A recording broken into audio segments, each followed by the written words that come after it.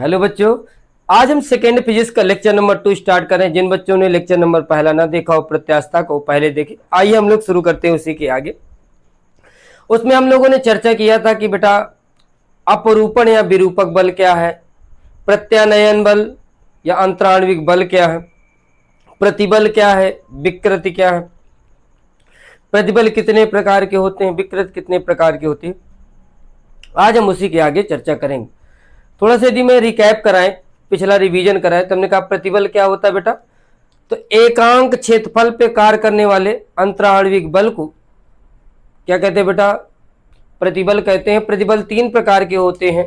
पहला होता है रेखीय प्रतिबल या अनुदैर्ध्य प्रतिबल, दूसरा क्या था आयतन प्रतिबल, और तीसरा क्या है बेटा अपरूपण प्रतिबल। विकृति भी 3 प्रकार की है। आइए आज हम लोग उसी के आगे चर्चा करेंगे और शुरुआत करेंगे हुक के नियम से। किसके नियम से बेटा? हुक का नियम। हुक का नियम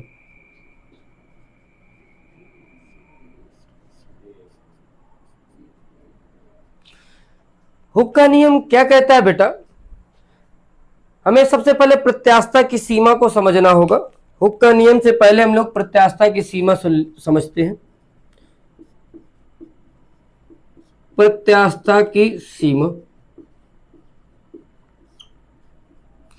प्रत्यास्थता की सीमा का मतलब होता है बेटा, जैसे हमने कहा कि जब हम इसमें बाह्य बल लगाएंगे, ये खींचेगी, बाह्य बल हटा लेंगे, वस्तु पुनः पहले वाली आकृति को प्राप्त करेगी।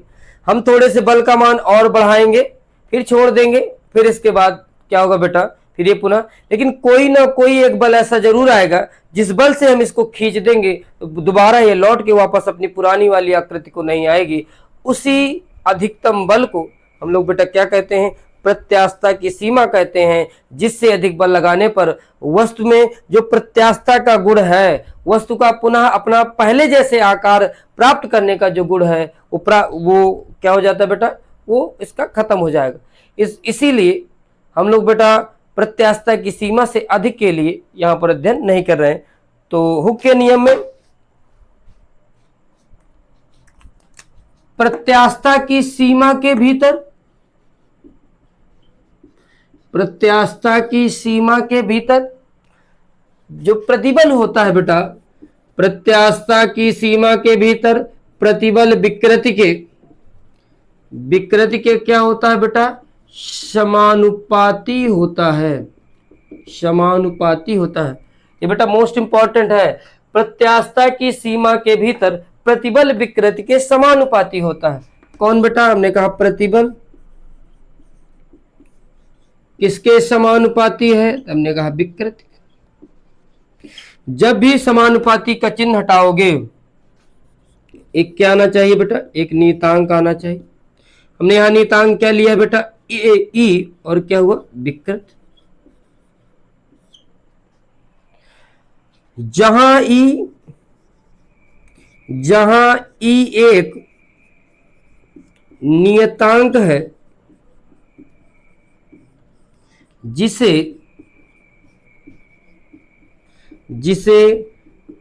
प्रत्यास्थता गुणांक कहते हैं। क्या कहते हैं बेटा? जिसे हम लोग प्रत्यास्थता गुणांक कहते हैं। प्रत्यास्थता गुणांक क्या है, समानुपाती क्या है, इसको हम बताते हैं।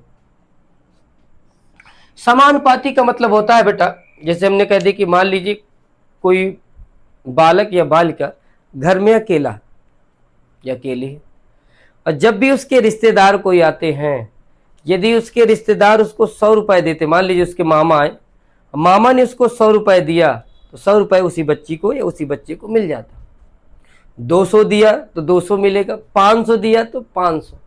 इसका मतलब है ज्यादा पैसा देंगे तो ज्यादा मिलेगा, और कम पैसा मिलेगा तो कम पैसा देंगे तो कम पैसा मिलेगा। लेकिन उसी घर में मान लीजिए 2 बच्चे होते, तो यदि मामा उनके 500 रुपए दे के जा रहे हैं, और एक को 300 मिलेगा तो दूसरे को 200, और एक को 400 मिलेगा दूसरे को 100, तो एक के मान को बढ़ाने से दूसरे का मान जब बढ़ता, एक के मान को बढ़ाने से जब दूसरे का मान घटता है, इस प्रकार के संबंध को बेटा व्युत्क्रमानुपाती कहते हैं। पहले वाले में क्या हुआ था? जब अकेला था एक के मान को बढ़ाओगे, जितने ज्यादा पैसा देंगे उसको उतने ही ज्यादा मिल रहे थे। तो हमने कहा बेटा इस प्रकार के संबंध को समानुपाती संबंध कहते हैं। ठीक बेटा, ठीक है, आइए आगे शुरू करते हैं हम लोग। आगे हम लोग ने कहा कि प्रतिबल विकृति के समानुपाती है। प्रतिबल समानुपाती विकृति बराबर चिन्ह,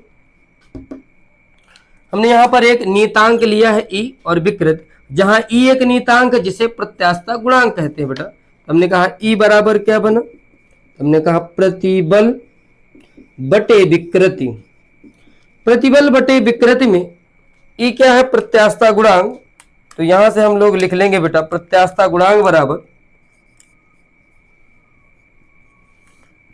प्रत्यास्थता गुणांक बराबर प्रतिबल बटे विकृति होता है बेटा। क्या होता है, प्रतिबल बटे विकृति। हमें ये याद रखना है बेटा, अब जितने प्रकार का प्रतिबल होगा, जितने प्रकार की विकृति होगी, उतने ही प्रकार का हमारा यहां से क्या होगा, प्रत्यास्थता गुणांक होगा। और हमने अभी अभी पिछले वीडियो में सीखा था। आइए इसकी चर्चा में किए ले रहे थोड़ा सा। हमने कहा बेटा प्रतिबल कितने प्रकार के थे, तो आपने कहा 3 प्रकार। पहला कौन सा था, अनुदैर्ध्य। दूसरा क्या था बेटा, आयतन प्रतिबल। तीसरा कैसा था, अपरूपण प्रतिबल। इसके बाद हम लोगों ने क्या सीखा था बेटा, विकृति। विकृति कितने प्रकार की, 3 प्रकार की। अनुदैर्ध्य विकृति, दूसरा क्या था बेटा, आयतन विकृति, और तीसरा क्या है बेटा हम लोगों का, अपरूपण विकृति। अपरूपण विकृति का दूसरा नाम क्या है बेटा, कर्तन। ठीक बेटा, चलिए इसका मतलब प्रतिबल भी 3 प्रकार के हैं। पहला कौन सा बेटा, अनुदैर्ध्य प्रतिबल, दूसरा आयतन प्रतिबल, तीसरा अपरूपण प्रतिबल।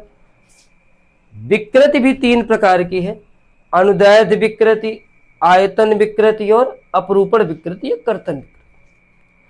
और यहां पर प्रत्यास्थता गुणांक बराबर होता है बेटा प्रतिबल गुणे विकृति। क्या होता है बेटा, प्रतिबल गुणे विकृति। आइए इसी को मैच करिएगा। हमने कहा बेटा पहला प्रतिबल और पहली विकृति, दूसरा प्रतिबल और दूसरी विकृति, और तीसरा प्रतिबल और तीसरी विकृति। तीनों अलग अलग रहेंगे और तीनों के अलग अलग मिलाने से 3 प्रकार के प्रत्यास्थता गुणांक हम लोग देखेंगे। हमने कहा बेटा पहला क्या रहेगा, यहां पर पहला प्रत्यास्थता अनुदैर्ध्य प्रतिबल बटे अनुदैर्ध्य विकृति।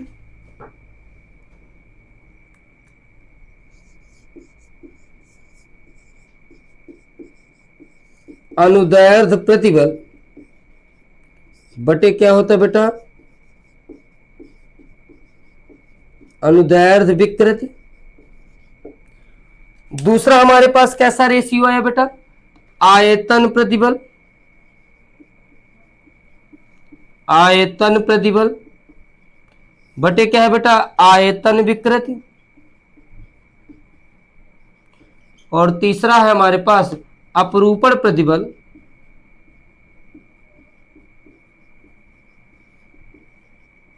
बटे क्या होता है बेटा, अपरूपण विकृति।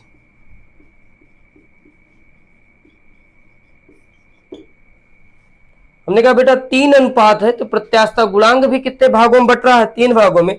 अनुदैर्ध्य प्रतिबल और अनुदैर्ध्य विकृति का जो अनुपात है, इसे क्या कहते हैं बेटा, यंग प्रत्यास्थता गुणांक। क्या कहते हैं बेटा, यंग प्रत्यास्थता गुणांक, जिसे यंग मॉडुलस कहते हैं। प्रदर्शित कैसे करते हैं बेटा, वाई से। दूसरा है आयतन प्रतिबल बटे आयतन विकृति, इसको क्या कहते हैं, आयतन प्रत्यास्थता गुणांक या बल्क मॉडुलस कहते हैं। इसे बेटा बी से प्रदर्शित करते हैं। ठीक बच्चों। और तीसरा है अपरूपण प्रतिबल बटे अपरूपण विकृति। अपरूपण प्रतिबल बटे अपरूपण विकृति को हम लोग क्या कहते हैं बेटा, कर्तन प्रत्यास्थता गुणांक कहते हैं, जिसे हम लोग ईटा से प्रदर्शित करते हैं। क्या नाम बेटा, कर्तन प्रत्यास्थता गुणांक या अपरूपण प्रत्यास्थता गुणांक, जिसे ईटा से प्रदर्शित करते हैं। कर्तन प्रत्यास्थता गुणांक, इसी का दूसरा नाम अपरूपण प्रत्यास्थता गुणांक भी है। और इसमें आयतन प्रतिबल बटे आयतन विकृति का क्या नाम बेटा? आयतन प्रत्यास्थता गुणांक, आयतन प्रत्यास्थता गुणांक। ठीक बेटा। और यहां से यदि हम प्रत्यास्थता गुणांक के मात्रक की चर्चा करें, मात्रक, तो प्रतिबल का मात्रक क्या होता है बेटा? न्यूटन प्रति मीटर स्क्वायर। और क्षेत्र विकृति का मात्रक कोई नहीं होता, तो प्रत्यास्थता गुणांक का मात्रक भी क्या होगा बेटा? न्यूटन प्रति मीटर स्क्वायर। इसका स्क्रीनशॉट ले लीजिए, फिर आगे हम लोग और आगे चर्चा करें।